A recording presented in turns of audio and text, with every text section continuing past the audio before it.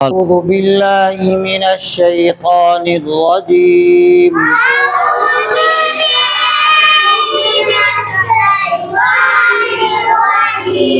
بسم الله الرحمن الرحيم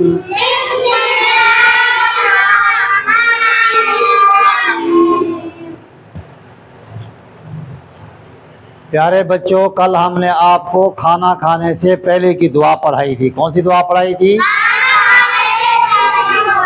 کھانا کھانے سے پہلے کی دعا۔ آج ہم آپ کو پڑھا رہے کھانا کھانے کے بعد کی دعا، یعنی کہ کھانا کھانے سے پہلے کی بھی دعا ہے، کھانا کھانے کے بعد کی بھی دعا ہے۔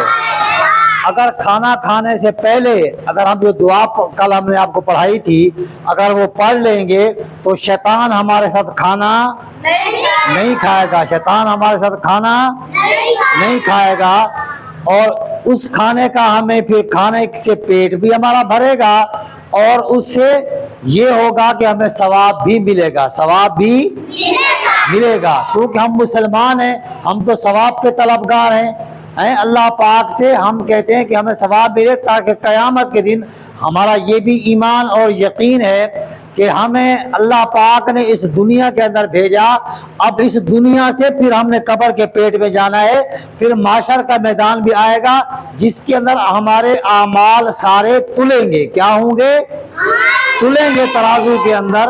تو اسی لیے ہمیں یہ چھوٹے چھوٹے جو اعمال ہیں اگر یہ کریں گے تو یہ انشاءاللہ بظاہر بہت چھوٹے ہیں، یہ اعمال میں بہت بڑے ہیں، اعمال میں بہت بڑے ہیں۔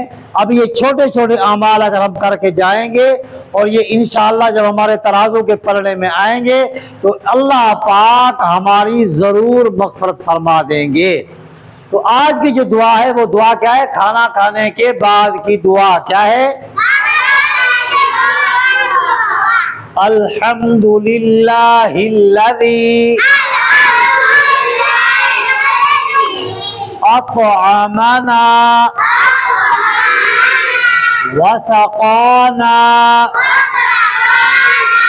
وجعلنا من المسلمین۔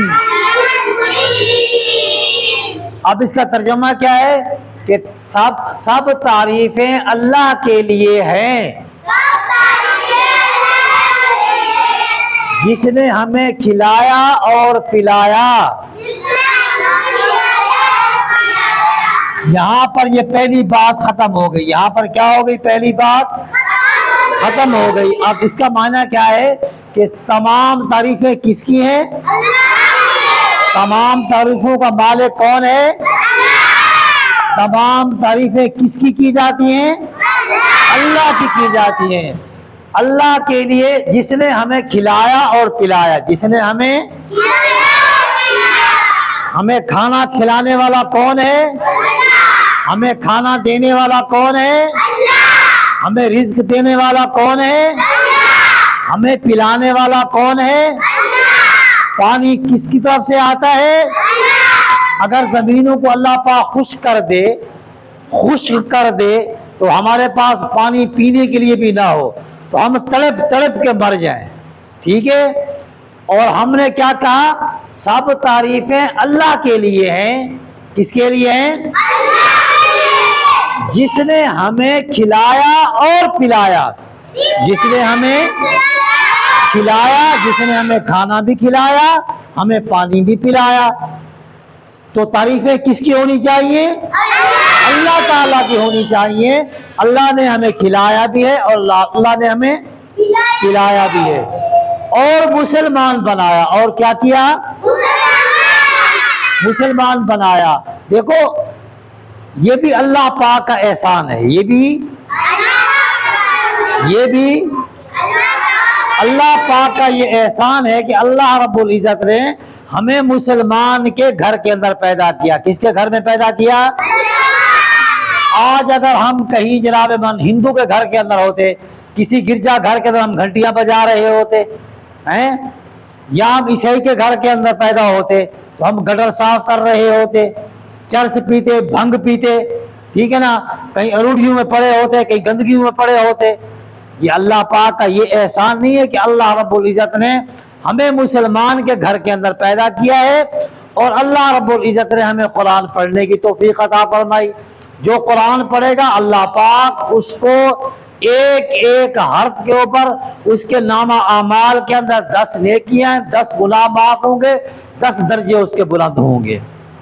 تو میرے بچوں یاد رکھو کہ ہم کھانا کھانے سے پہلے جو ہم نے دعا یاد کی ہے، اب ہم نے کھانا کھانے کے بعد کی بھی دعا یاد کرنی ہے کہ الحمدللہ الذی اطعمنا وسقانا وجعلنا من المسلمین. سب تعریفیں اللہ کے لیے ہیں جس نے ہمیں کھلایا اور پلایا اور مسلمان بنایا. ٹھیک ہے، اللہ پاک ہم سب کو اس کے پر عمل کرنے کی توفیق عطا فرمائے. وآخر دعوانا ان الحمدللہ رب العالمین.